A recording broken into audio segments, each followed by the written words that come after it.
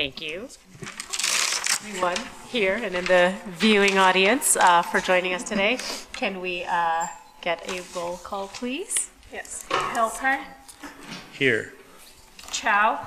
Here. Tanya Budi. Here. Hernandez. Here. Cohen. Here. Mendoza. Here. Partha. Here. Joey, can you do the motion? I move that the Board of Education approve tonight's meeting agenda as presented. Second. Hilpern. Yes. Chow. Yes. Tanya Budi. Yes. Hernandez. Yes. Cohen. Yes. Mendoza. Yes. Partha. Yes. So our first item on the agenda is the Evanstem presentation. Before we get to that, I just want to quickly announce that we had a board meeting, a joint board meeting with District 202 scheduled for next week. That joint board meeting has been postponed as our Northwestern colleagues who are going to be presenting some data to it needed more time. So that joint meeting has been postponed until May, and so there will not be a board meeting, a District 65 board meeting next week. So just want to confirm for everyone to take that off of their calendars. With that, let me set some context, and then I'll turn it over to Kirby Callum about Evanstem and some of the exciting things that we've been doing over the past 3+ years. So 3+ years ago, I served on the board of directors of the Noyce Foundation, which is a family foundation. It was a family foundation. They have since spent all their assets and moved on, but family foundation that was based in Northern California. Robert Noyce was the co-inventor of the Intel chip in your computer. And after he passed away, his spouse and family members created a foundation to energize STEM learning around the country and to really help to build STEM identities amongst children, students, elementary, middle school students, high school students around the country, and to be able to provide these services in all of our areas rather than in a select few. And so prior to my departure from the board of the Noyce Foundation, I was able to, on behalf of the district, bring a $625,000 grant to the district at a moment in time where, and I think Kirby will talk a little bit about this, where there were STEM ecosystems being built around the country to be able to do the type of work that we're doing both inside District 65 and with our out-of-school and after-school providers. So we've had the generosity of the Noyce Foundation. We wish the Noyce Foundation was still around so we can get more generosity, but it's not. And we've had really an amazing opportunity to work with educators in and around Evanston to be able to move forward and to focus our work through Evanstem for children who live in the Fifth Ward and children who live in and around the Oakton school area predominantly, and you can correct me if I'm off of a little bit. So Kirby's going to present what Evanstem is. Evanstem is also part of a national network of STEM ecosystems around the country. We had the great opportunity at the beginning of the ecosystem movement to be hosted at a meeting at the White House, and we met with many of the White House officials. This was under President Obama, to be able to really pay close attention to how we can learn from some of the other STEM organizations like Evanstem around the country, and we still remain part of that national network. Kirby is a longtime Evanstonian, has been a District 65 teacher, is an educator extraordinaire, and is the head of our Evanstem project. Thank you, Paul. So I'm just going to give you a little background and then talk about a little bit the efforts of Evanstem and lay out kind of next steps, and just to highlight and make sure that the board is aware of a project that's housed within District 65 and doing a lot of work with the outside community. Our mission is really our action plan. It's also our theory of action. So what we really want to do is we want to create a network, right, of all the Evanstem players in Evanston, create that ecosystem of learning, and make sure we're coordinating and collaborating to maximize kind of that synergistic effect among programs. And it's all about, this private grant is all about serving and reaching and accessing and engaging underrepresented youth in STEM. So with those partnerships and programs, key to that is building relationships with them and their families. And then key to that is kind of holding on to them and moving them along STEM pathways towards high school, towards college and career. And so we'll talk that stages kind of the presentation, and it also stages the work and our future. If you think about these 4 key points. In terms of our partnerships, Evanston's really structured like a nonprofit organization. We have a board of directors, we call them the Direction Circle, but these are the leaders and directors of kind of the key STEM program providers and educators and organizations in Evanston. We meet every other month, and it acts much like a board: oversight, guidance, support, and direction. And you can see just from the list the type of organizations that are very involved in this group: Family Focus, ETHS, Northwestern, the City of Evanston, Evanston West End manufacturers, in addition to the nonprofits such as the YMCA and YOU.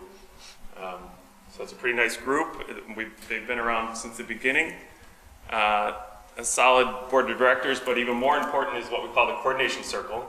So that's the group that meets monthly, and these are the directors and supervisors and department heads of the same organizations. It's really the staff of the project.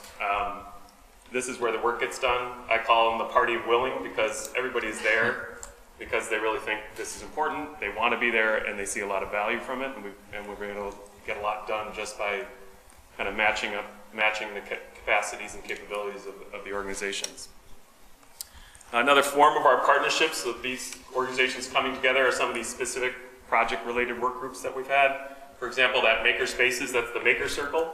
So Evanston is looking at creating or institutionalizing, growing out 9 maker spaces by the end of next year. So that's a lot, and there could be a lot of repetitiveness. There could be a lot of kind of programs overlapping and trying to work towards the same kids in the same areas. And so just because we're around the same table, we're able to say, hey, everybody's interested in doing this, maybe we should form a work group just to think about how we can coordinate and learn from each other and grow together instead of kind of compete together or do redundant programming. The City of Learning project is a project that Evanston partnered with Northwestern. That's our online learning platform, and I'll talk a little bit about that later. But that's a work group trying to create an online learning ecosystem within the city where all kids can track their progress and their learning in STEM programs online and in out of school space. And then lastly, we also have a work group of educators saying how can we change STEM within the classroom and in the after school space and make sure that it's rigorous, it's timely, and it's appropriate. So we've had 3 workshops in the past, and we've gathered a number of educators focusing on STEMifying projects in their classrooms and in their out of school spaces. It's a little detail, but this chart gives you an idea of the kind of outcomes we've had so far in the past 2 years. So we have all these different STEM-related programs, and you can see that they happen throughout the year, and they're also, basically from K to 8, with a focus mostly on the middle schools, but also well represented in 3rd grade through 5th grade. So what this chart shows you, though, really is you can see that all these programs have more than just one program organization running it. And that's what we come to see is when you bring all these folks together, they're on the same table and everybody's willing, you see a whole bunch of programs with the capacity, and I say meeting up with programs with the capability. So the programs or organizations with the capacity are Family Focus, our Title I schools, YOU, Fleetwood Jourdain, and Gibbs Morrison. They have space. They also work with children. They run children programs. These programs are working with underserved kids, and they're also mostly aftercare type or summer programs. What they don't have are the STEM capacities. So that's what we bring together at the table. We bring programs and professionals and organizations with staff that have STEM programs, and they have the capability to meet the capacity of these organizations, such as TIS Media and She Is Code and Northwestern, District 65 even. They have these capabilities, and what we do is bring them to the programs where the space is available, where it's accessible, where there are kids searching for STEM opportunities, and we match them up. So that's just a listing and gives you a sense of what we've done in terms of programs. We've also done several other initiatives. As I talked about, our educator workshops. We've held 3 4-day workshops with Evanston educators. This is K-12. We've had ETHS teachers there. We had a set of kindergarten teachers here. We had a team of gym teachers here coming in and literally saying, what does STEM mean? What does it mean to do STEM in my classroom? How do I do it? And then help me develop a lesson or a unit where we can take it back to our classroom. And then support us to be able to do that by helping with buying supplies or following up if needed, bringing in additional resources.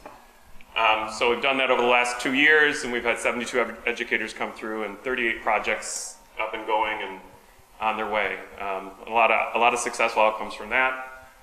Just in March, this Maker Circle, this Maker Circle is putting on a little Maker Educator Conference at Evanston Public Library.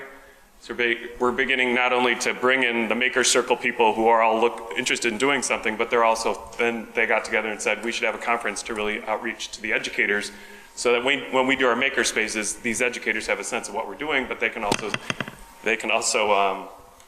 employ the same practices and ideas and lessons in their classroom too, to make their classrooms maker spaces as well.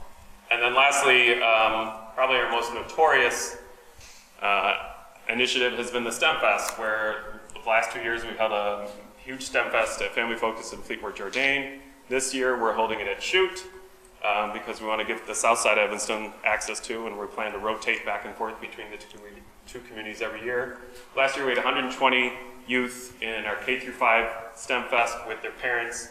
We had all Evanston partners, 14 programs coming in and providing booth activities and STEM sessions. Really what it is, it's a pseudo registration fair. The outsiders don't know it, the kids don't know it, and the parents don't know it, but they're coming in and every booth they visit, they sign up. Every session they attend, they sign up, and those programs then can call upon them when their programs come available over the summer or in the fall. Free programming, the STEM programming, we know you're interested, you were there, would you like to come in and sign up and register for this program? So it's been a really nice initiative, opening point for families to engage in STEM programming, find out more, all in one house. So we built this network of STEM providers. We built a whole bunch of programs, kind of aligned along pathways. We're set up on the outside really well, but how do we go deeper? And so this year we've really gone into 2 different levels to go a little deeper in this. And really what it is, it's about building relationships. Because the research shows you can engage a kid in something that they're interested in, but they're not going to stick with it unless there's a relationship with an adult or a mentor involved. So that's what we're key on kind of pushing on and making sure that happens. We're doing that through the City of Learning online platform and also through kind of a case management system where if you're in one of our programs and there's a transition point, we're going to make sure we're going to connect you to the next transition point along that pathway. So you're done with robotics at Dawes through the YOU and the first program. You're done with at 5th grade. Next year you're going off to Chute. What is there for you in robotics and coding at Chute? Families don't know, the programs don't know, so there's no connection. And so what EvanSTEM is really working on is connecting those points and making sure that that family and that child knows that next year or over the summer, here's your next steps. And let's hook you up to that program and let's have that program market to you to make sure that you have every access, every chance to register and engage. And so the goal is obviously to take them from step to step to step so that eventually they'll be on to the high school. I say this program will be successful if we go to the high school and we look at their number of elective programs that are STEM related and we can start seeing the composition of those classes change. Because these days their high majority are overrepresented kids in those programs, which mean typically white, Asian males, boys in those programs, but what we're looking to do is change it to so that those classes really are composed and match the profile of Evanston as a whole. And if we start seeing that, we know that our pathway, case-managed, engaging, accessible programs really do have an impact. So we're also working at the high school to also think about, like, let's go to the end and work backwards. Like, there's a lot of STEM opportunities in Evanston, especially at hospitals. I mean, talk about the number of different STEM careers there are at all levels, and their careers, and they're good paying. How many of those people in the hospital coming from our high school? Right now, there's not a relationship between the high schools and the hospitals. So let's start building that and start seeing what kind of opportunities are at the hospitals, what are their needs, start mapping that back, saying what does Oakton provide to help address that, start mapping that back and say what does the high school help to impact them going into Oakton that gets them to the hospital and build those opportunities. So we're really focusing on working with Chamber of Commerce, the hospitals, West End Manufacturing Association, to just seeing what opportunity is there and work backwards so that we can build our pathways from K to 8 onward, and there'll be a direct match. That's our current focus right now for this spring. Start opening up those doors and finding out how we can make those connections. The program is evaluated. We have the outside Loyola University Science and Math, Center for Science and Math Education is our outside external evaluator. Since the beginning, we've been surveying District 65 kids on their STEM identity, on their how much they value STEM learning and their interests. We've also been tracking every child in a STEM, Evans STEM program goes into a database, and we can track them by their student ID, we can track them and their histories, so we can see what their longitudinal student pathways are. And over time, we'll be able to see if that truly has an impact. We also evaluate our educators. Anybody who goes to our workshop gets surveyed a year and 2 years out to see how their STEM in the classroom is working, how their projects have gone, how it has changed and impacted their teaching practice.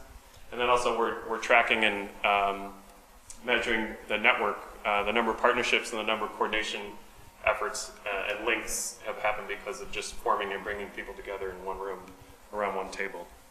And then our next steps, we're looking at years 4 through 6. We have kind of initial commitments from District 65, Northwestern UTHS to continue funding support.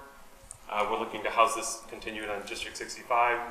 And our future, as I've talked about, will focus on accessible programming, and student case management, and pathways into local careers for our underrepresented youth in STEM. And that is all I got for you today, and happy to take any questions. One more piece about long-term sustainability. As Kirby talks about the data that we've been collecting, we actually, and our friends at Northwestern actually see the possibilities of going to places like the National Science Foundation to get sustaining funding. And that happens through the work that we're doing, through the data that we have, and through the potential for more data and information that sort of sits at the intersection of STEM practice and STEM research. And so we've been very intentional about that over time, and our colleagues and friends at the Science and Society Division of Northwestern and in CESP, the School for Education Social Policy, have been very supportive and keen on this as well. Yeah. All right, well, thank you very much, Kirby. Do we have any questions or comments? Sounds amazing. Thank you. Yeah, it really does. Candace? It's awesome. Kirby. I'm curious, the platform that you're using to help connect in the transitions, or is that something that could be extensible to other functions? I mean, we've been talking for years about, being able to look at other external enrichment opportunities and then connect that to a student's trajectory through the district. Yeah, it's not going to be just STEM or Evans STEM related. We're actually working through Northwestern. It is going to be wide open. Oh, cool. And really have an opportunity for any kind of learning in any realm in the city. So, if Evanston Arts Center wants to engage and host kind of their programs and opportunities, and as kids sign up, then that gets attached to that child as they sign up. And so a child who's solely interested in visual arts and does a ton of that portfolio of learning and what they've accomplished and what they participate in will kind of be built for them in that platform. And then they can, like the idea, the high school is excited about this because our kids go to their high schools and counselors is in 9th grade, and the counselor looks at them and says, What do you like to do? what do you like to do? And if you're a typical 9th grader, you're like, I don't know, but like, well, let's look at what you've done. And like, oh, look at, you've done all this work in robotics or visual, like weaving. Let's think about what you can be, so the goal is not just STEM, but for any kind of open learning. And this platform has been developed and is in high use in Chicago, in Dallas, LA, Pittsburgh, citywide with the school district involved. In Boston, they use this portfolio learning. The actual outcomes get posted on the kids' transcripts, so it helps them as a lever to get into college because it shows right there what they've accomplished, and the school system has totally bought into it and really integrated their assessments around it. So it's very powerful, it's very exciting, We started, I didn't mention, but we started this in December, and we launched it with Code 65, and we had over 80% of our 3rd through 8th graders signed up or registered and on the network, and already see it as kind of a cool space to go to. And now we're going to start building it out. I'm talking to the librarians to say, how can we get, Desafio and the Battle of the Books? Think about that, how you can put that on the space, and kids can then, you can start, that can be tracked and a part of their history. So it doesn't have to be just on school space. It can be special projects and any kind of learning outcomes and activities that they do. So I would think for sure, because we have this discussion kind of every year when we have our summer learning programs, and we have some children that have access to multiple and some that don't, and we don't really have a good way of connecting those external experiences and then the ultimate impact on literacy. It seems like a great mechanism to use for that as well. So thank you. The other question I had around funding too is, to what respect or to what extent, as you go further to the right and go up out high school and career readiness, and as I've been having a lot of discussions lately in the community around matching kind of the needs of the businesses and careers that may not necessarily require a 4-year degree, but some advanced or particular training. Right. Is Oakton and or any of the business community interested in potentially continuing to fund or partially fund some of this? That's a good question. I don't know about Oakton, but there's definitely you're looking at the chamber, and if they haven't seen value in this as a matching opportunity, that would be great. Not explored yet, but obviously a great resource that needs to be explored. And to that same point, there's probably a lot of local educational institutions, not just Oakton, Northeastern, thinking about other places that, if not funding, have students who can partner and help with some of the partnerships and connecting that also feed into or give students a web to other educational institutions later on, if it's not a 4-year institution. There's a lot of options there. That's cool.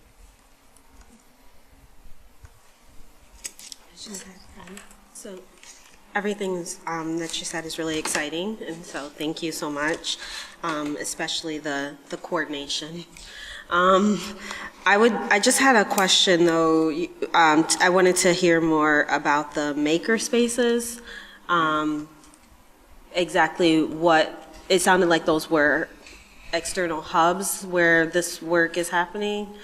Can you tell us a little bit more about it? Yeah, so maker spaces are these, think of your, the classic old, grandfather workshop in the back garage where there's a ton of tools and a ton of opportunities and you can go tinker and create something, right? So let's give kids that opportunity, open-ended, a lot of tools and resources and avenues to create a lot of different things, but it's modern. So it's around circuitry and electronics and robotics, and coding and integrating those things.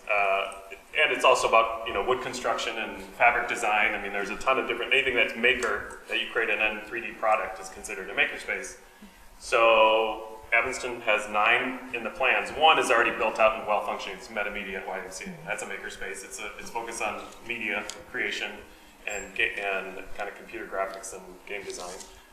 But they do a number of things too. They also have some construction stuff. But both are innovations grant schools with Verizon, so King Arts and Shoot both got a grant from that same group to create makerspaces. So, basically the staff over there are saying, okay, great, what does it mean? Let's build it out. And they have some leaders over there, but they need some help. Northwestern's building a makerspace for Evanston kind of youth and community through Marcella Worsley, and he's on our team. We have a makerspace planned at Family Focus, a makerspace plan at Fleetwood Jourdain. There's a makerspace plan for the library. Some of these are different levels of kind of approval process, but they're all moving forward. So the idea is, let's not all create a makerspace where kids can go and just do coding, right? Or let's think about ages. So, there's a lot, there isn't much for the kind of the 3 through 5 range. We focused on that, but that needs to be explored because that's such an important developmental place for kids to go. So let's think if we're going to have maker spaces across the street from each other, let's have one for 3rd to 5th graders and let's have one for 6th to 8th graders. So that's the kind of thinking and push that I bring to the table, making sure that, you know, we're coordinated. Absolutely. Yeah, and that, I mean, that's incredibly difficult work, but really important work. So thank you for doing that. When will the maker spaces be rolled out? That I can't promise anything. Okay. All right, well, thank you. On their individual timetables. Yeah, they all have different timetables, and some were further along, but the funding issue is, you know, there's issues, there's various organizational issues at each place, but Right. they're at the table, so they're, you know. Oh, and I also forgot YOU, 1900 Church, that has a makerspace in its staff space, and they're actually looking to kind of build out their program as well. So that's the other program that. Wonderful. Thank you. Sure. Can I just stress one more thing that Kirby said that is really exciting? You know, obviously we have educators working inside District 65 on STEM issues, and there are educators who are working in the after-school space. And so the seminars where Kirby and company bring together educators who are working for our children in school and out of school are just really exciting moments where they're learning from each other. And they're different domains, they're different places, the classroom versus the makerspace in the afternoon. But to come to these sessions and watch the educators learn from each other as they serve the same children is really a fabulous model that we want to keep continuing as we move forward. And I think, you know, since we're going to be introducing the next generation science standards, I think, again, this is going to kind of ramp us up or gives us a foundation to kind of, you know, again, really apply those standards as best as possible, right? So I really appreciate, again, the intentionality in regards to trying to engage, you know, our most marginalized communities with STEM. And it's a testament to the dedication of this community in regards to what can be available to all kids. But also, you know, I think about how in schools in the past, you know, 15, 20 years, our curriculum has been narrowed down. So, you know, what EvanSTEM provides is what we've been missing, not just in Evanston, but across school districts. Is this, you know, these activities that we need in regards to science education, and you know, of course, we're lacking in social studies, and but again, you know, I thank you for the work that you're doing, and I hope it continues, and it's just great stuff. It's exciting to see what's going on with our science in District 65 with the NGSS work that we're doing in Northwestern. Very excited about that. When I started this, I kind of felt I was leading the science department into kind of like, we got to STEM, we got to engage, we got to create engineering design projects in the schools, and now I'm starting to see the districts catching up and moving ahead with their phenomena-based NGSS work that some of the teachers that I've been working with are now doing. They're teaching me a lot, so it's great. Yeah. Lindsay, you had? Just a quick question about the enrollment numbers and the different programs. The numbers that you shared, are those actual enrollment numbers? Okay, so is that 100% fully, is that the total bandwidth of each of those programs as well? Pretty much, yeah. Do we know about the unmet demand for the programs? The unmet demand is the child that hasn't been reached and exposed, you know, like, and that's what we have to keep on working on, both in school and out of school.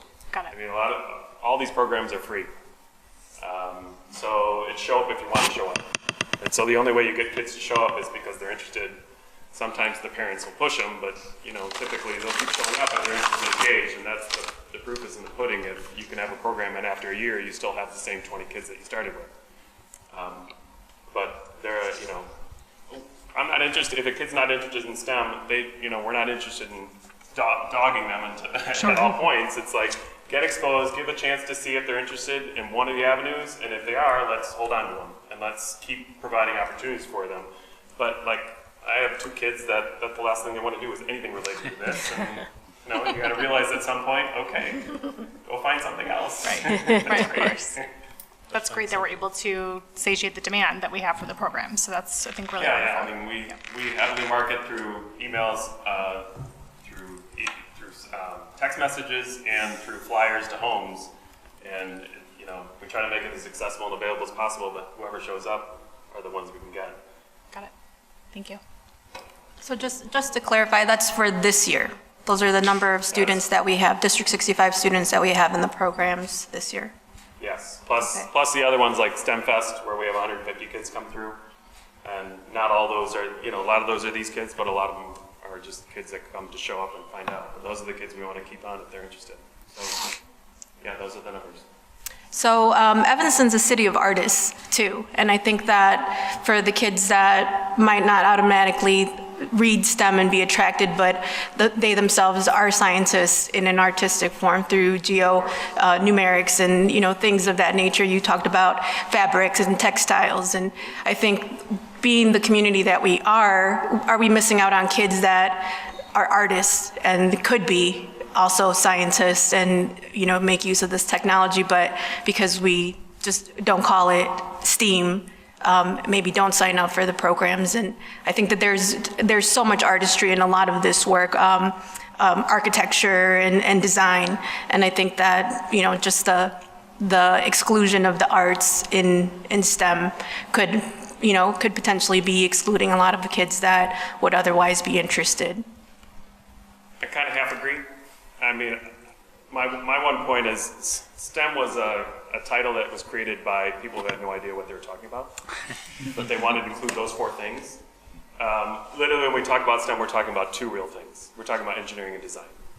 And when we talk about design, we're talking about art. To be a designer, you have to be an artist.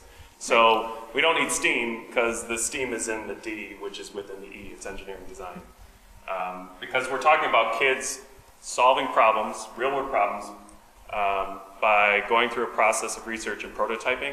And when you prototype, you have to create something, you have to test it, so you go through the scientific process by doing that, and then you have to rebuild it, redesign it until it works. And you have to take in the human aspect of art and design, and you have to take out the functionality of art and design. So when we're doing a STEM project, we're doing a ton of art, and we need an artist at the table. So because it's called STEM, artists don't think they're involved, but if you talk about engineering, if you go to any engineering firm, a huge portion of their staff are artists and designers.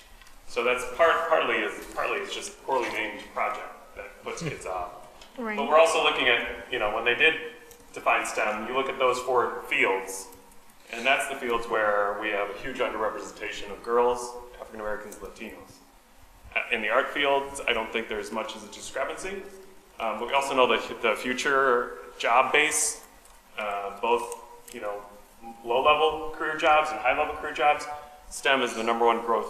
Those STEM careers are the number one growth opportunities in our country, and so we focus on STEM because we want to get those kids who are interested in, the engineering, design, and the science to move on from like that. And it's a scope question as well. If we're going to include arts, then we got to make it stream. We got to include reading, and where do you stop? So we're focused on STEM for that specific purpose because it's also what we're privately funded for. And when we asked even the Noyce Foundation, do we do STEAM or do we STEM? And they said, no, we do STEM. We are focused on those careers. It's an underrepresented field for these populations, and we really need to focus on that. So in a way, I don't disagree, but it's just it's a semantics issue of how you frame it. Yeah. And, Yeah, but I think we also discourage a lot of art. I think for our kids, there aren't very many opportunities that we make our children aware of, that we still are going to need artists, I hope, in the future. And we definitely need to make the connection. And I think our kids are told you're not going to have an opportunity as an artist unless you do STEM, science or technology. So, I mean, just being the community that we are, I think that there's, a significant group of our community that feel if we were to include the arts, it would just be a better representation of our community. No, absolutely. Thank I'm, as a parent of three, and they're all art-based kids. Yeah, my artist kid, loves a lot of your programs, and you've seen her, and she's in one of those pictures. So thank you for your hard work. One question. You have a question? Yeah. Is transportation provided for families to participate in the programs? And do we know if that's a barrier or not to getting some of the those numbers up? So for our metamedia programs, our Digital Diva programs, there is transportation provided, and the YOU has, so there's some. It's not great. you know, the key part here is if you look at where these programs are located, they're located in the high need areas where high underrepresented populations live. And so by doing that, we limit the need for transportation. As you can see, like we hold robotics programs at our 4 Title I elementary schools. And that's where there's a high need and kids don't have to walk for that. It's right after school. It's already there for them. And we have programs at Fleetwood Jourdain, at Gibbs Morrison, at YOU, and Family Focus, all in the 5th Ward. And we're more and more trying to expand to the south part of Evanston. There's just really no spaces like those spaces there anywhere. So we're working through the schools and housing our programs at Oakton, Dawes, and at Shute. Just to mention that I think there were some after-school programs added to the Ridgeville Park District, so just an opportunity to maybe. Yes.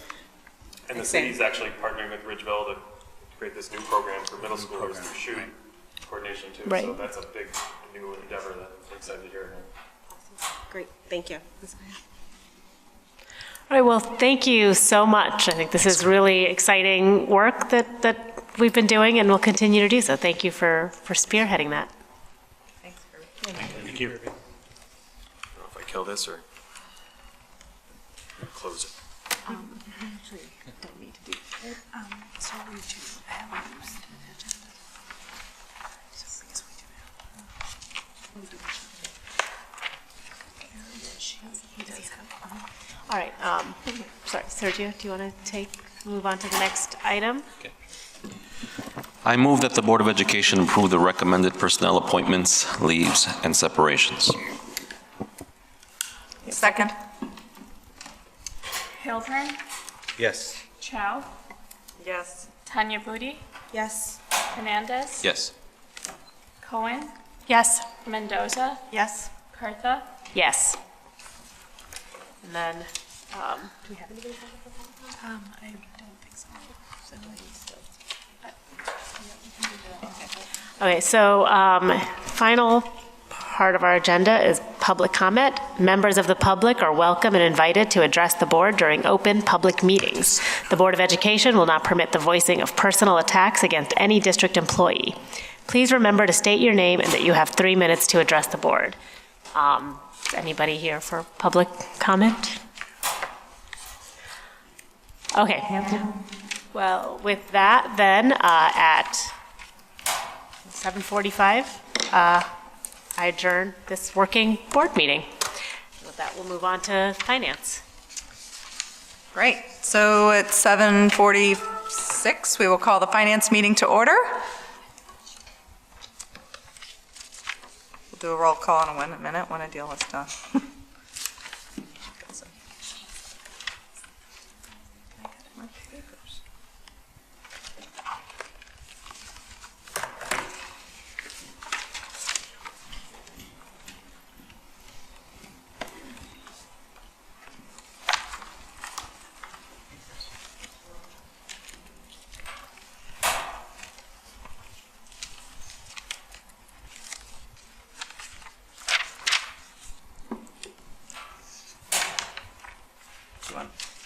Do the roll call.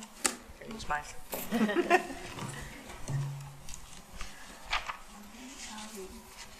Chow, Here. Tanya Booty, Here. Cohen, Here. Okay, so our first action item is the passage of the minutes from our previous December 18th meeting. The Finance Committee recommends that the minutes of the December 18th, 2017 Board Finance Committee meeting be approved as presented. Second. Chow, Yes. Tanya Booty, Yes. Cohen, Yes. Okay, so moved. So we have two discussion items this evening. The first is related to our financial projections for fiscal year 19 through 25, which we do typically at this point in the year as we're in development of the budget for the following year. And then we'll also talk about our 5-year capital improvement plan. So for the projections, should I turn over to Kathy? Okay. Kathy. Thank you. As Ms. Chow mentioned, we do projections twice a year, usually around this time and also during the budget building process in the fall. Our projections usually include 5 years, but because of the successful operating rate referendum, we included 7 years to show the district the impact on FY25 and just to show that we are still balanced. So we're sticking with the 7-year projection for 1 more year, and I think we will do a 6-year next year's and so on. So let me begin with financial highlights, and I just want to reiterate that financial operating rate referendum allowed the district to avoid severe budget cuts and maintain a current educational model. We will be balanced. We are estimating that we will be balanced and deficit free through fiscal year 25. But despite the influx of additional funding, we still facing structural deficit. What is structural deficit? When you have your expenditures outpacing revenues, then you have structural deficit, and unfortunately, it's nothing new for school districts in Illinois and around the country. So that still remains a problem. So let's begin with revenues. In the current budget has 139 million of operating revenues. As you can see on this slide, 78% of our revenues comes from local property taxes. This is the largest and also the most stable category of revenues, so we rely on it heavily. Also, 9% of our revenues comes from the state, and 7% comes from federal government. Just want to go briefly the most important assumptions.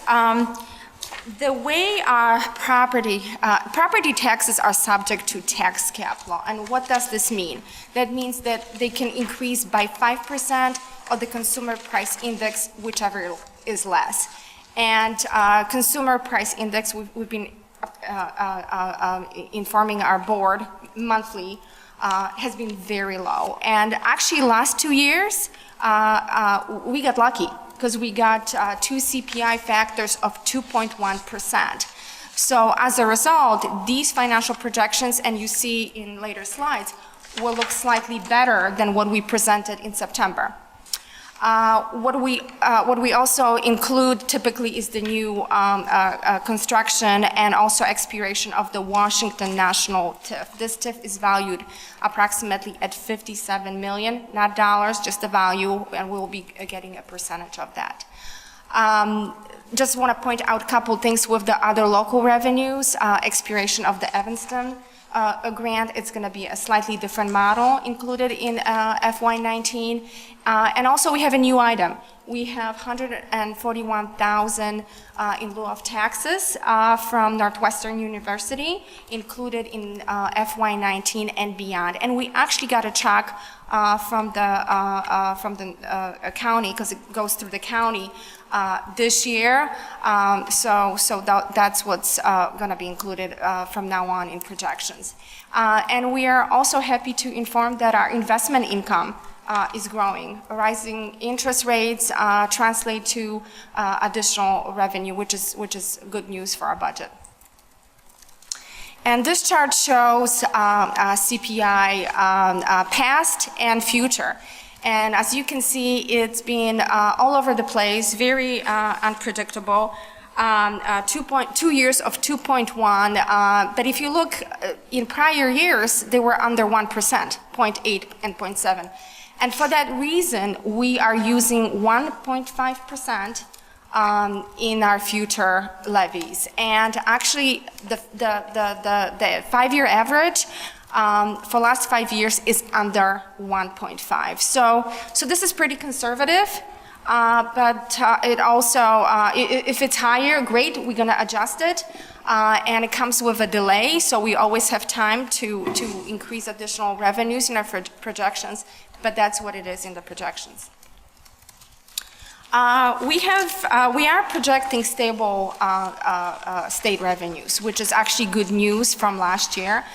In 2017, the state passed evidence-based funding model, and thanks to the hold harmless provision, we are projected not to lose any money, as long as our enrollment stays stable. If it dips, then of course we're going to be losing money. We may not be entitled to much of the new state revenues, but at least it's a stable revenue stream. With federal aid, we are hoping to maintain reporting of Medicaid revenues. We increased our efforts last year, and we received additional money from the federal government. Unfortunately, with what's happening with the state, state government is holding the money. It's not paying out, but we know that there is money for us. So eventually we will get it.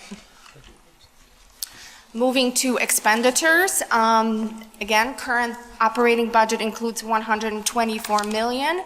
And as you can see, 80% of our expenditures is staffing. So it's the portion that is non-people is actually very small. There's something has happened with the capital. I don't know what it is. Salaries reflect the latest salary agreements, and I just want to point out that the current agreement with teachers union is ending next year. So we're going to be in negotiations very soon.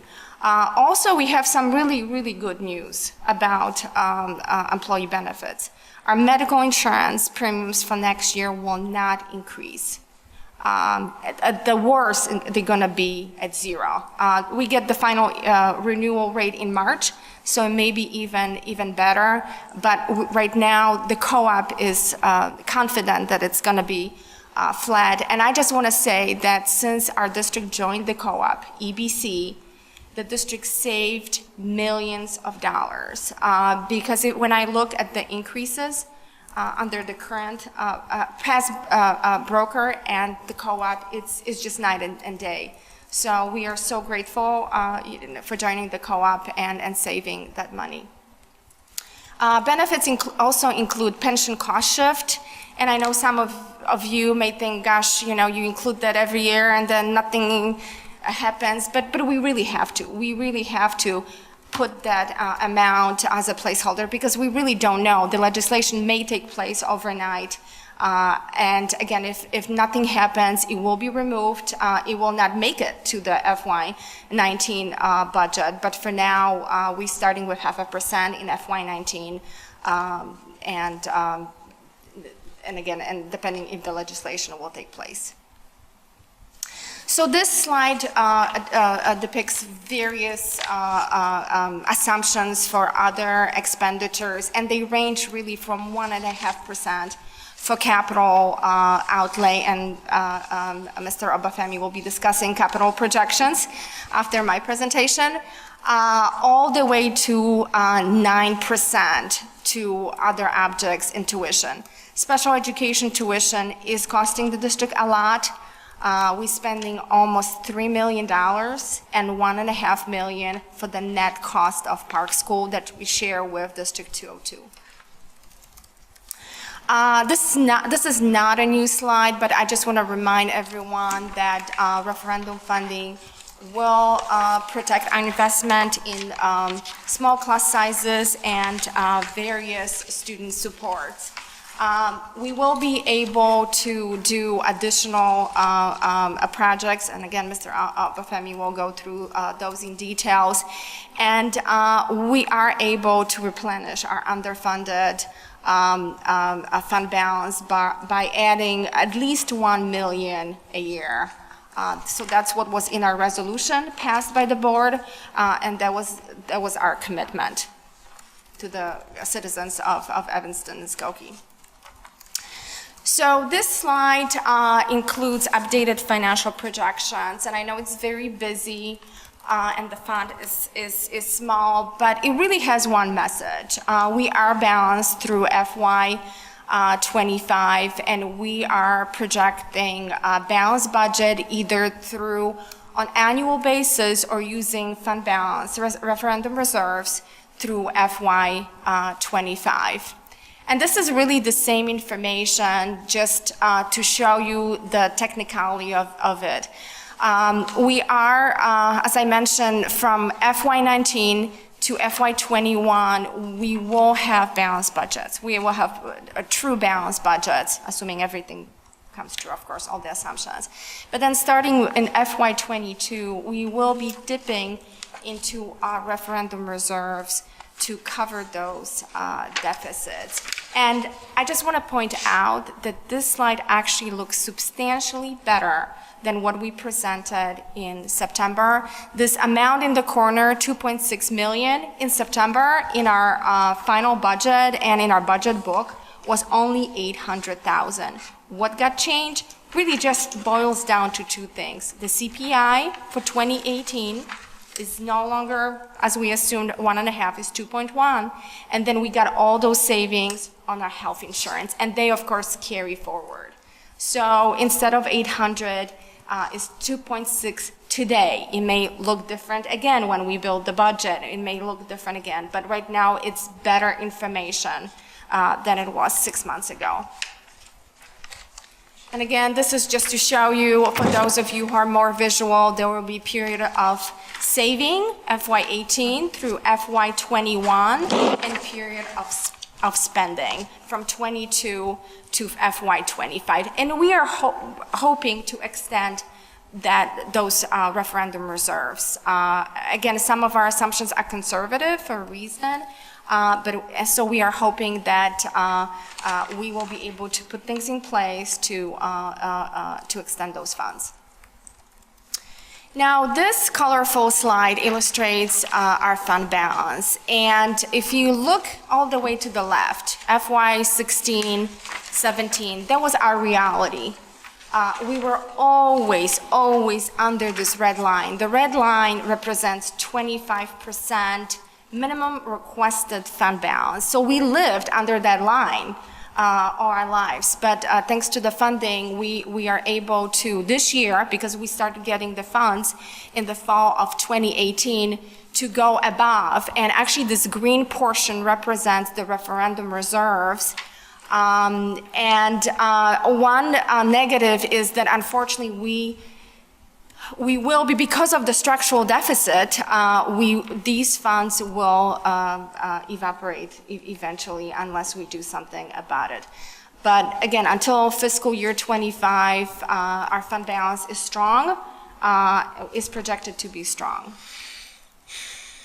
There are a lot of uncertainties. Property tax freeze legislation. We are very excited about the new CPIs, but if the governor and the legislature does something to that bill, it's going to be devastating to school districts, and devastating is actually an understatement, because it's going to wipe out all of this additional revenue that we are hoping for. We don't know what's going to happen with the future CPI factors or the future labor contracts. Big unknown. And we have to do something with our structural deficit, because right now these referendum funds mitigate the financial situation, but the problem exists. And as I mentioned at the beginning, it affects every single school district, almost every single school district in Illinois. So we have to address it to maintain our sustainability. And I put a little chart here for those of you who are visual, because structural deficit is not really about the amount. It's about the percentage, how fast you grow. So if you start with the $10, but then one side grows much faster, there will be a gap. And that gap is the reason why this green portion of the bar is disappearing. So the only way to maintain that healthy level of reserves is to make those lines match. There's only 1 year in our projections when those two lines, red, expenditures and blue revenues meet, and it's a fiscal year 20. And it's the year when we get the proceeds from the expiration of the national Washington TIF. Otherwise, without this one-time influx of money, our expenditures stay around 3.5%, and our revenues, because of the CPI and other things, stagnant economy, dysfunctional state, they're going to be under 2%. So this is really the culprit why we struggle to balance our budgets, and this is not new. I mean, this problem existed even in the 80s, but we have to do something about it. And even though we are optimistic, because I think we are in much better state financially as a district than we were last year, much better, we still have to act. And we have a lot of options. We have priority budgeting model that we will be tackling this year, which focuses on equitable funding of schools and follows each student. We will be continuing zero-based budgeting methodology, which basically deals with non-personnel expenditures. We'll be seeking efficiencies by renegotiating prices of goods and services, and then also dealing with the staffing costs. Because if you remember, that staffing cost is 80% of our expenditures, so that's where the savings is. We'll be offering in FY19, hopefully, retirement incentives and also saving funds through attrition. But we will be evaluating our efficiencies through the lens of equity. So that's all I had, and we'll take questions. Who has questions?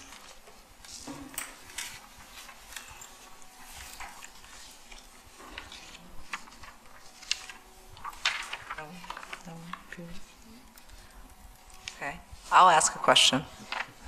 Two. One is a clarification, because Kathy, when you're speaking about property tax freeze and the impact that would have, I just want to clarify that the referendum funding would be immune to that property tax freeze. So I think you Yes, because it's already intimated that it would included in have the base. It's just we will not receive get the incremental, increase. correct, but I want to make sure everybody understands that. That's correct. Not that we want the property tax freeze, but Yes. it would not affect Yes. the levy Correct. that we had for the referendum. Thank you.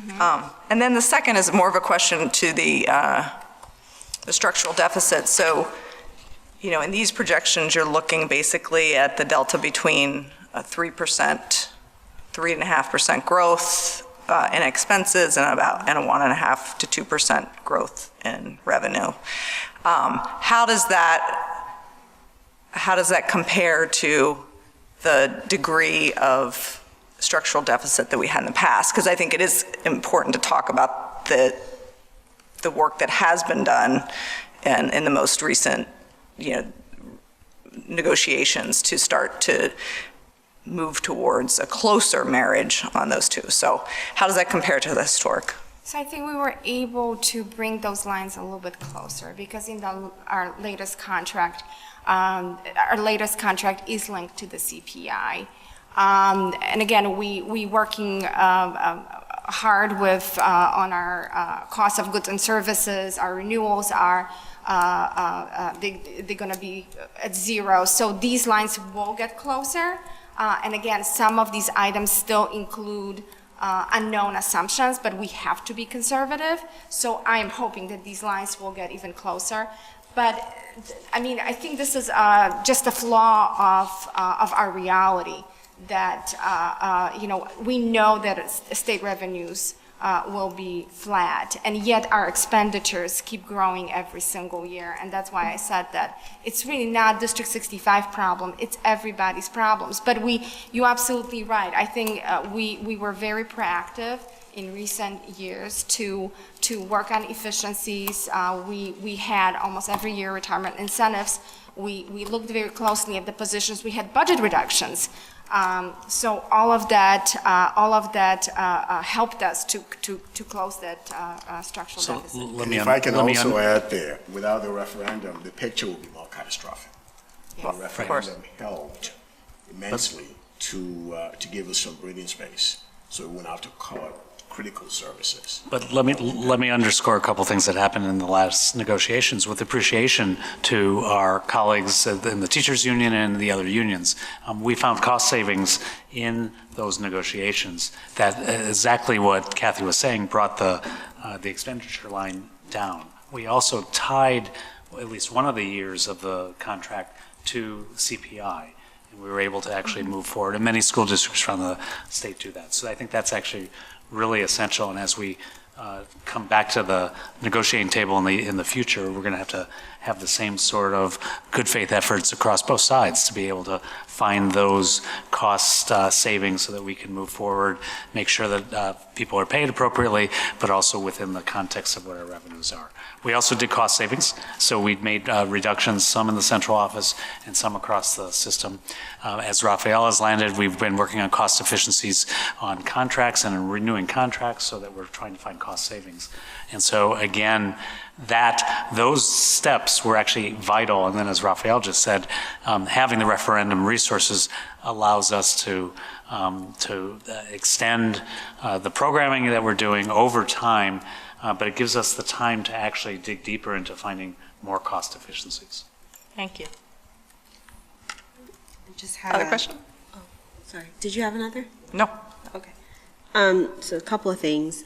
I think we probably have said this in public before, but just to clarify, since we had the adjustments to the CPI and the cost savings with benefits, et cetera, the referendum was for an additional $14.5 million annually. Regardless of if the CPI goes up, we still only get $14.5 million additional. Is that correct? We get $14.5 million in the referendum dollar. Right. But as far as our regular property tax levy, we get whatever is the rate of inflation is. So Okay. they're two different sets of money.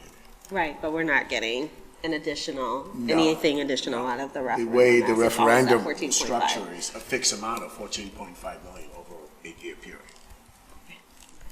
And then I was just curious when we're, or I guess it's a suggestion, but also a question, that when we're looking for efficiencies, that we look to how we pull in stakeholder voice in that. One of the big pieces of feedback that we got when we were having the very difficult RIF conversation back in March was from the educators and the professionals who were affected was, we would love to be able to think about how to build in efficiencies as well. And so understanding that these are sensitive conversations, how do we benefit from sharing ownership over the efficiencies that we need to build in, given the structural nature of the deficit, and allow people to be creative and think about how they can impact the budget gaps that we need to fill. Operationally, what are the operational changes that folks could make? Maybe it requires some feelings of inconvenience, but maybe folks would be willing to make those steps collectively if they knew that it would help build in efficiencies and secure positions or a culture of work. So just wanted to throw out there that I think it's useful if we can start thinking about, and not just our professionals that are employed by the district, but also, how might parents and community members be willing to make those sacrifices as opposed to thinking about another referendum campaign in 8 years. Did you have anything that you wanted to?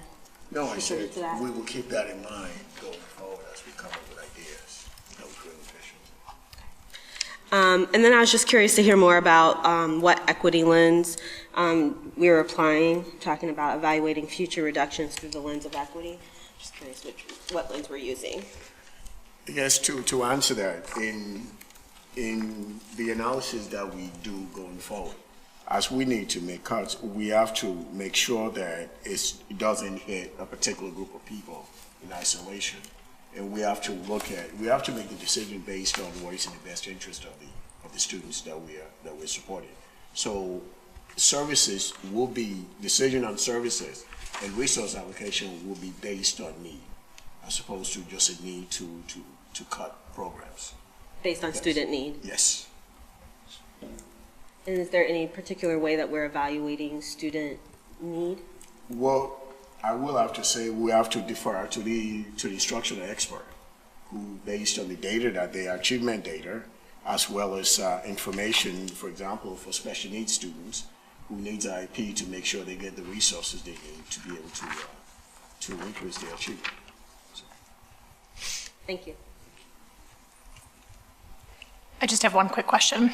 I always say that. Hopefully this one's actually quick. I see that we are not in a dire state until 2025, but I get nervous that in 3 years we start dipping into the reserves. What is the timeline, roughly, on adopting some of these measures to chip away at the structural deficit? Every day. We're looking at it every day. As Dr.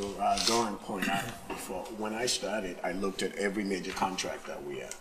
And what I've done is I've pushed back on some of those firms that we work with. And I asked them to go back and review their contract and come up with a way that we can get concession on the pricing of things. And we've been able to do that. For example, security services with Central, we've been able to do that. The latest thing that we did was actually refuse removal. We did a study to find out how many of our garbages are actually full before they are picked up. And if they're not full, we reduce the frequency of pickup. We also ask for smaller containers. That's another example. We also looked at, the list goes on and on. It's a number of contracts, the major contracts that we looked at the purchase of waxes, for example, that we use on our floors. And we found out that there's a vendor that I've used before that has lower pricing than what we paid in the past. So we're engaging with our vendor to give us the lower prices because we use a lot of waxes in our building. So we look at every major contract that we have and we're pushing back and we're saying, even though we pay this much, is there a way you can give us concession on prices? And uniformly what we're finding, they're willing to do that to keep our contract. And I think about a month ago we brought forth the elevator contract, for example, where we went back to the firm before the contract was over and said, we need concession on pricing. You have to give it to us. Those are the things, some of the examples of things that we're doing on a daily basis to look for efficiencies. So all of these efficiencies will make into FY19 budget. So next time we will look at the projections. Because of these items, this particular line will look better. So it's really ongoing. Whatever changes we make, they are translated into budgets and then translated into projections, and it's very fluid. That's why the projections keep changing, because our numbers keep changing. If we eliminate a position, for example, whatever the position it is, that's reducing cost of staffing for all those years. So it's ongoing, but again, it's something that we need to be working on right now and ongoing basis. Attrition, we mentioned attrition in the PowerPoint. Same thing. If there is an opportunity, if we know that we don't need the position, we know it has an impact. We reduce those dollars and we reduce them in perpetuity.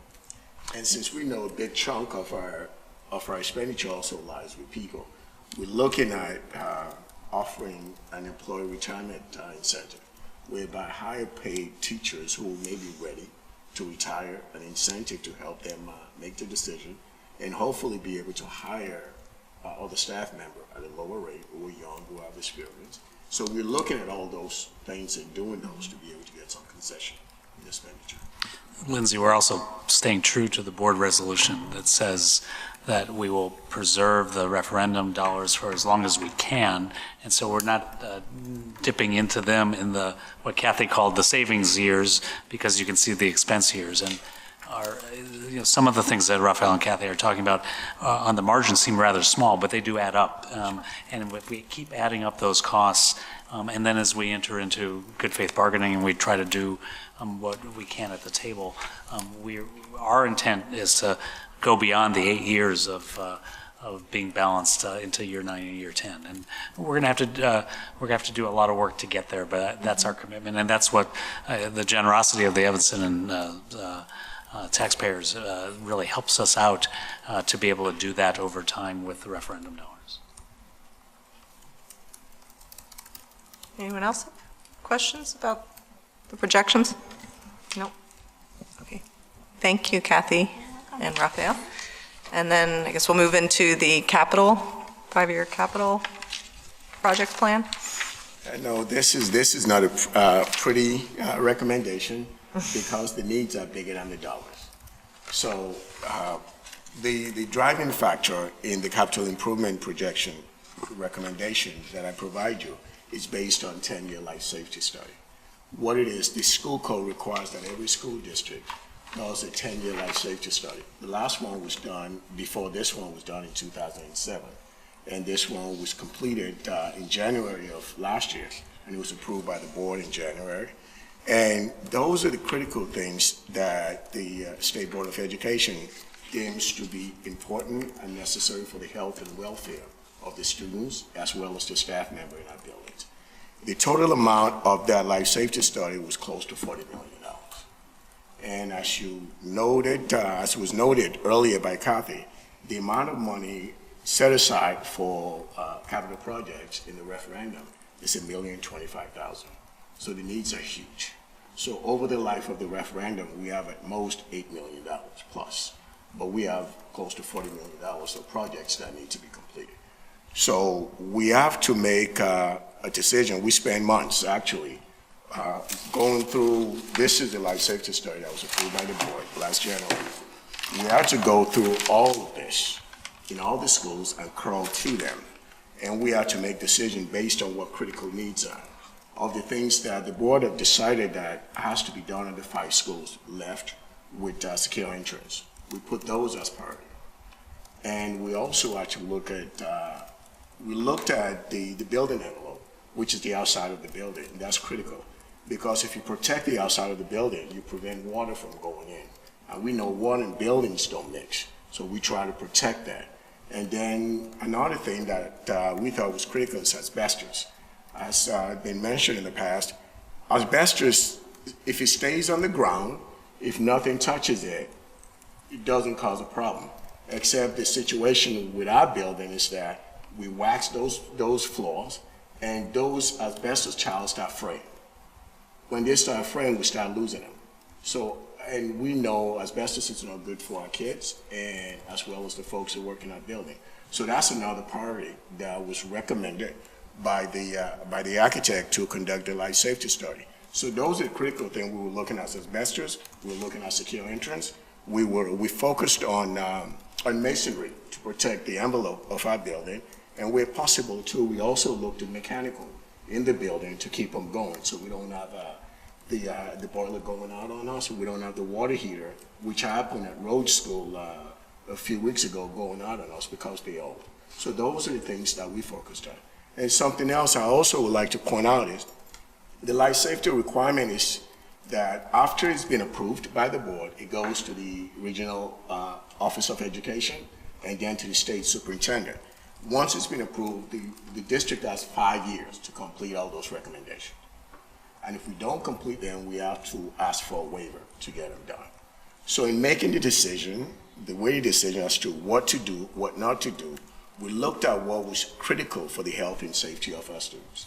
And that was how we made the recommendation that we gave you.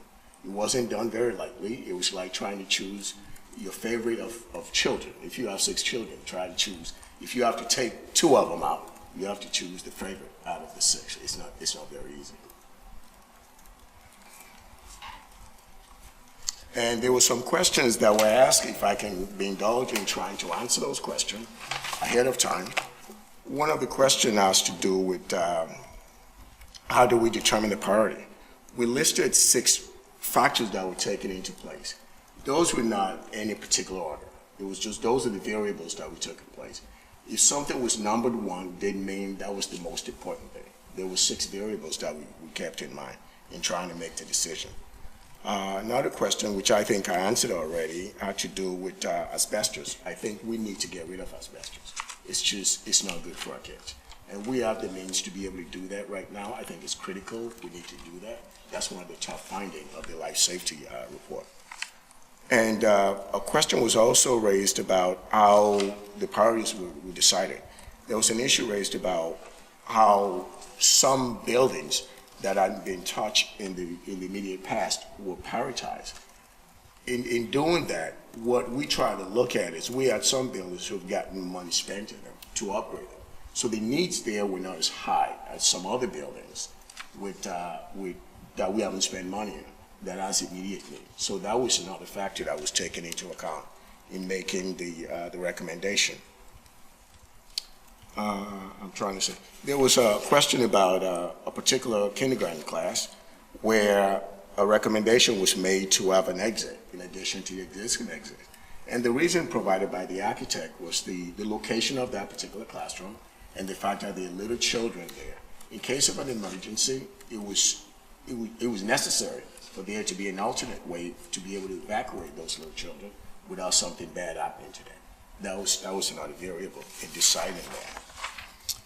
And if I missed any other question, please ask me. But the critical factor was health and safety of our students, as well as our staff members, and also keeping in mind the recommendation made by the architect as part of the 10-year life safety study. It wasn't an easy decision. And Raphael, isn't it true that we have to make progress on the life safety recommendations that we've filed with the state, and we need to be able to show the state that we're making progress? We have to file a report every year, and we have 5 years to complete all the life safety survey recommendations. And if we need more time than that, we have to send in a request asking for an extension of time with justification as to why we couldn't comply with it. So we have $40 million of high priority items that we filed with the state, and we have $8 million of funding in this plan, right, give or take. And none of that from the state. And none of that from the state, right. Like, the state is Right. requiring us to do this, but they're not actually funding any of the. So we are necessarily going to have to go ask for a waiver to continue on as well. Yes, we will. But what we're also thinking about is we just wanted to make sure with the little bit of money we have, with the big list of asks that we need to do, we were trying to make sure that we spend that money prudently, where we can get the most for that money in all our buildings, so that our children are safe and they're in a position where they can learn better without worrying about plaster falling on them or things like that. Thanks, Raphael. Let's have other questions about the capital plan? It's not specifically about what's on the capital plan, but more about to what degree does the work listed in these years get done over the summer versus over longer breaks, and how do those anticipated schedules impact use of buildings in the summertime, summer programs and partnerships and things like that? The goal is to have the work done in the summer. So if you looked at the way the recommendation was made too, there were certain buildings who wouldn't get certain things done until next year. So we took that into account. Okay. So the goal is, we were looking at capacity, the ability to be able to do the work with the least level of disruption to camp activities in the summer or any instruction that takes place in the summer. So we take that into account, but the work is scheduled to be done in the summer for one major reason. Most of our children are not in the building, and we also can get better pricing right now if we go out and start bidding them before summer, when folks are hungry to get the work done. So that's why you have some, like a cluster of asbestos done this year, a cluster next year? Okay, great. We're looking at those capacity. Great. Yes. Raphael, before we have other questions, could you also, because the double door vestibules was a big component of this plan as part of the referendum monies, could you just outline how that schedule will work and the rationale for that schedule?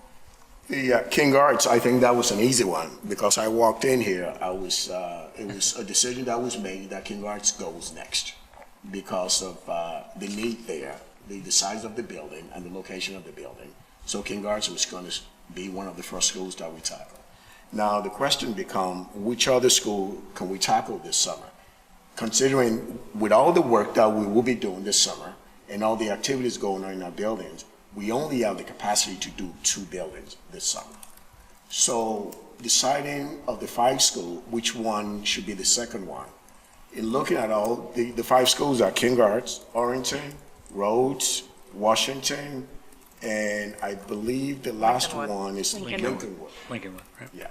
So in looking at all the other 4 buildings, Washington is located in the busiest part of town. It's on Main Street. It's right next to Robert Crown Center, which is Parklight. It's open, and it's a lot of traffic there. And it just gives me nightmare to think about the fact that it is open and someone can just walk in there without us having the ability to be able to protect the building well. So in looking at all 4 of the rest of the building, in my estimation, Washington provides the most potential problem for the district as far as having the secure entrance there. And the other 3 schools, they will be done next summer because we will learn from this year, from this summer, doing the 2 buildings to be able to do an additional one next year. So it was based strictly on safety, concern for safety. And with respect to the Crown project, is there, because I don't know, clearly there's a major initiative for the Crown Center to be redone. No idea when that's starting. It's not until after that, correct? Yeah, until after that. I mean, they're still raising money. Yeah, they're still engaging in fundraising. And we will have the capacity to do the 3 schools the following year in terms of timing, et cetera. And I just want to underscore, all of our schools have doors that lock and that are safe and secure. This is double security, especially at the main entrance. And so for the 3 schools that we would wait for a year, I don't want to leave the impression that those doors are wide open. There's still security there. Right. It's just an extra layer of security whereby someone enters the building, they can be directed to the office and checked before they start roaming around in our building. So. I had a question about and I don't know if this, would imagine this would fall under capital outlay, but there's a proposal around doing a welcoming center here at JEH, and I don't know if we can speak a little bit about that, or again, I know these are just preliminary discussions that we're having around the welcoming center, but just. Based on conversation that we've had with our colleagues who engage in equity and community relation, there's a need for privacy, especially when it comes to registration here. There are times when a parent may come in, needs to register. They need a place where they can have a more private conversation with one of our team members. And we don't have that place right now. Those conversations are being held in the hallway. And sometimes folks just don't feel comfortable having those conversations, or we're doing that. Additionally, we need a place where we can also work with our parents, maybe provide some training, some classroom training, maybe provide some family and community engagement in the secure area where that's centralized. So we were thinking this provides us an opportunity to be able to reformulate our space here and have the ability to be able to do that and also preserve the services and the work that ESCA does for our family. That's what brings it. And that would come out of operating versus capital? That we're still trying to see there's a different source of fund that we can tap into to pay for that. That would be the preferred method, unless we absolutely can afford it. Okay. Anyone else? Questions? Yeah, I have a question. So, one of the questions I have is, I'm just going to ask for example. So, like, there's 2 proposals for Willard. One is in 2018 and one is 2019.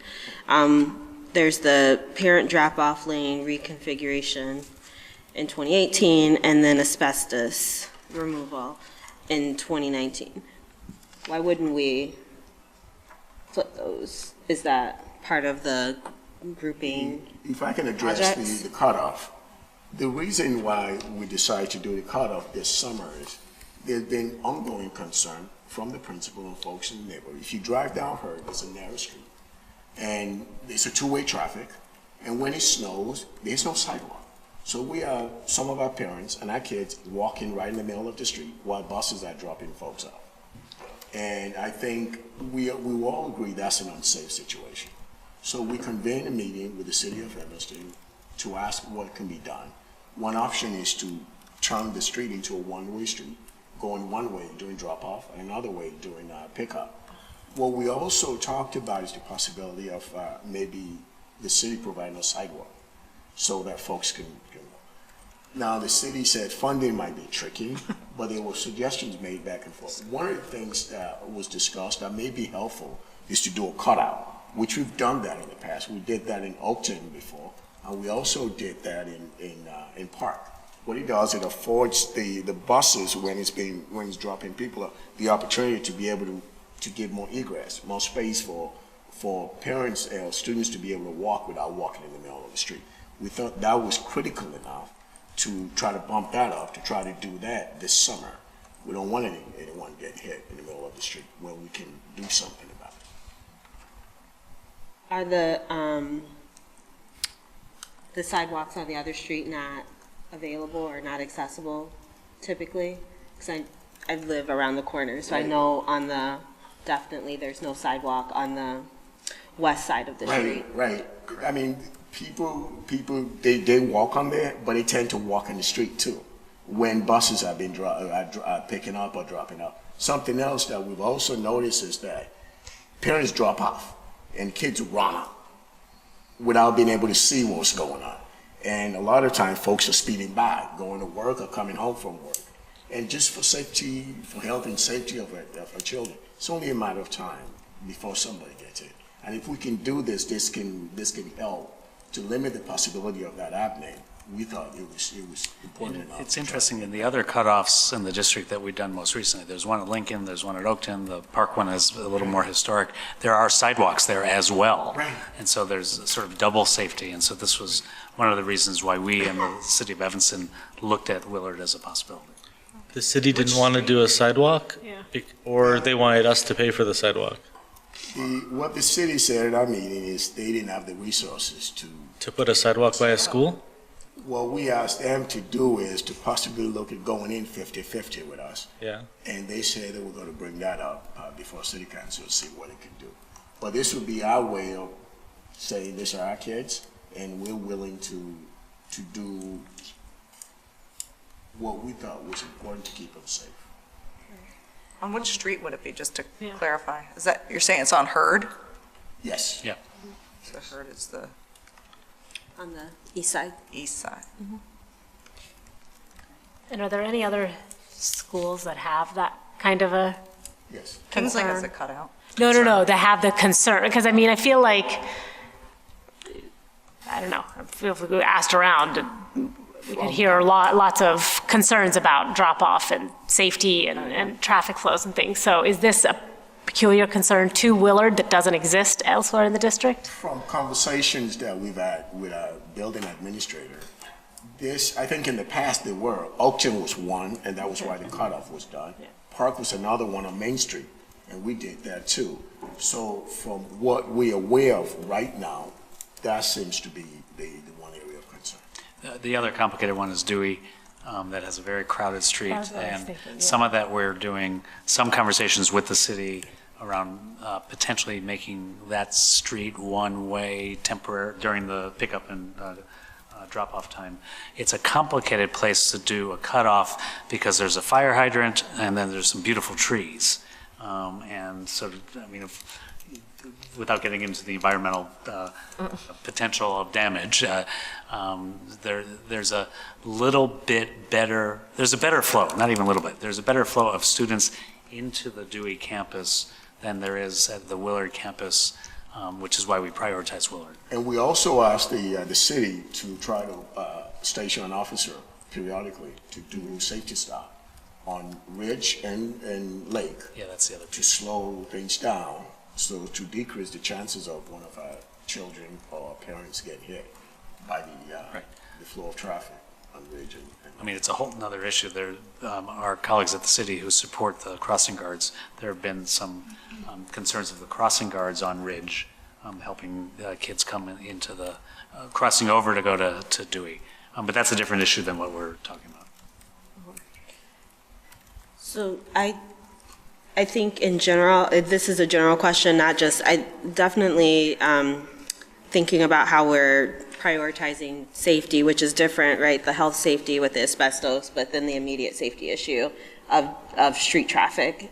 So it sounds like that's how that was delineated, particularly for Willard. So that makes sense. I think given our financial state, the question that keeps coming to mind for me is what are the operational changes that we consider making, and how do we consider, like, if we had someone to help direct the flow of traffic better, or would that personnel expenditure be more efficient? Not particularly at Willard, but I know that there's been other capital requests at other schools that potentially could also have an operational solution, but maybe that operational solution costs the same amount as the capital expenditure. So just, is that part of the conversation with stakeholders when those capital concerns come forward, thinking about, what are the operations within the building or outside of the building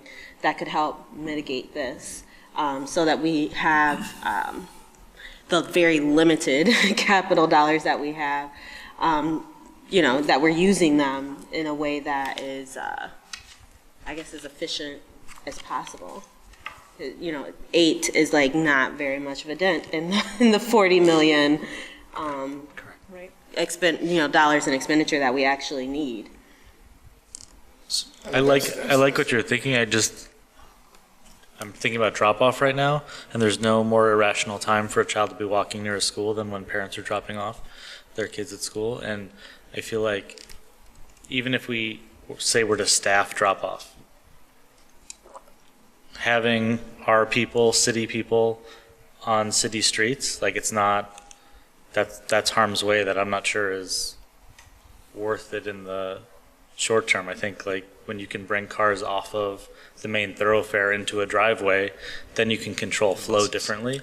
Yeah, I'm not talking just about drop-off. I'm just thinking in Yeah, general. I know. When, I was just using when it as we're the thinking, example. considering capital expenditures, do we ask ourselves the question first, like, is there an operational solution? And I love How that. much does that Yeah. cost? If that cost is equivalent to the capital expenditure, then yes, absolutely. Let's just, in the long term, make the capital expenditure. But is that, we're talking about building inefficiencies, and then we're talking about having less than a quarter of the money necessary to address our life savings. So I think it's a fair question for, and a fair responsibility for all of us to take on. What I will say is, I'm not singling out Right, like no, this I one was project. just going with the drop-off example because that was on the list, but I absolutely In any appreciate of the these question. situations, I think you're asking a really important question. Go back to where Raphael started. The majority of these changes are for life safety because of life safety, because it's dictated by the state, and because we have to be in compliance for that. Let's start with safety, and then let's go to compliance issues. So we have to do that. The operational changes are really interesting as we put the double doors in any of the campuses, because parents maybe and kids may be used to entering in one door, and the double door safety is going to be a different door potentially than what they're entering. That's where Andalib and I have been talking a little bit about some of these operational issues of when we put one double door at Washington, just to pick on Washington for a moment, there are lots of places in Washington that can be entered. And so we're going to have to also think about the culture of the operation and the flow of families and kids and making sure and ensuring that those doors are locked and secure so that we can preserve safety. So wherever we put the double door, whether it's at Lincolnwood or at King or at Washington or at Orrington, it will change the mode of operations for some, if not many, and we're going to have to be on top of that. Yeah, and I just think it's really important to, if we are going to, factor that in, that we have the conversations with the stakeholders who are impacted so that everyone we have that collective ownership. Like, do I want to walk all the way around the building, or do I want to, change how I'm interacting in this particular way? Maybe not. Like, honestly, I would want the most efficient way if I'm rushing to a meeting.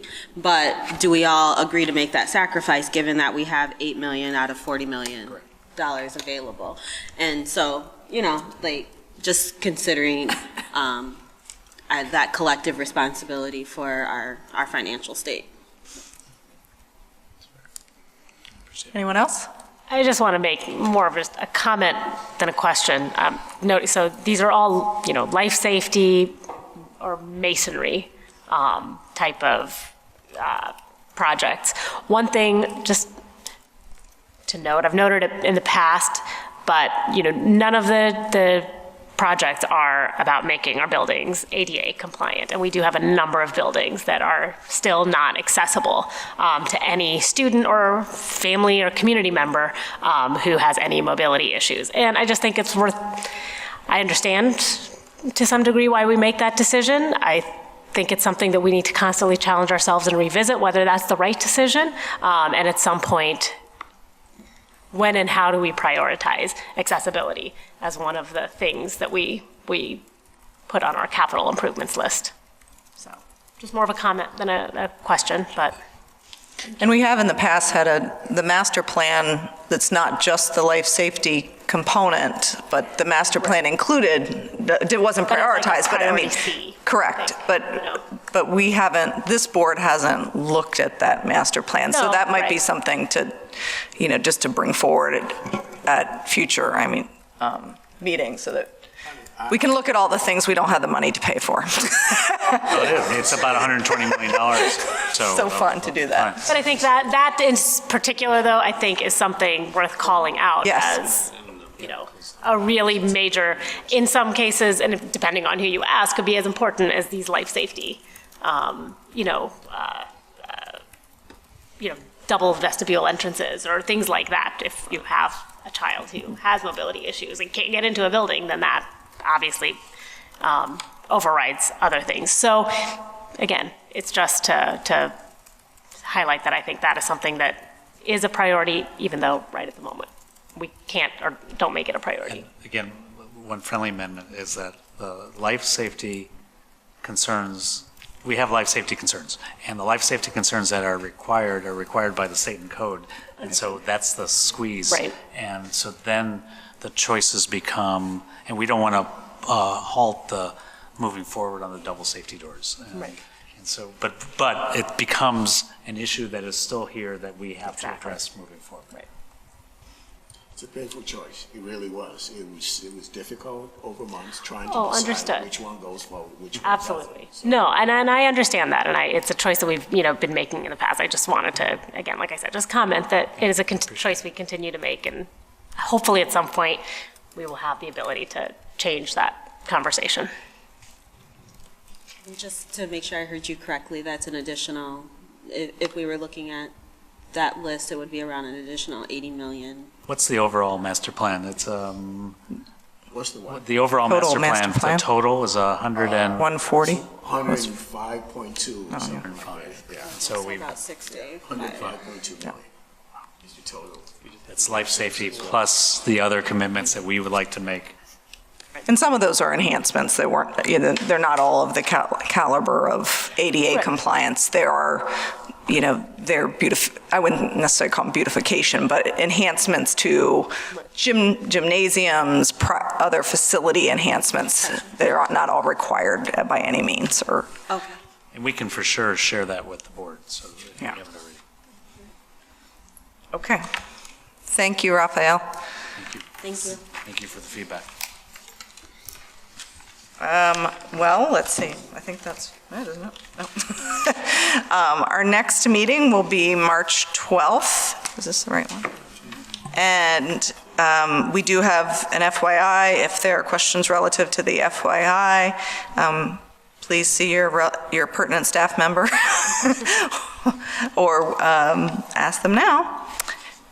And hearing any public comment, we didn't have a separate period for public comment, but if there is anyone who wants to make public, okay, good. All right, then I will, at 8:48 p.m., I will call this finance meeting adjourned. Thank you, everyone.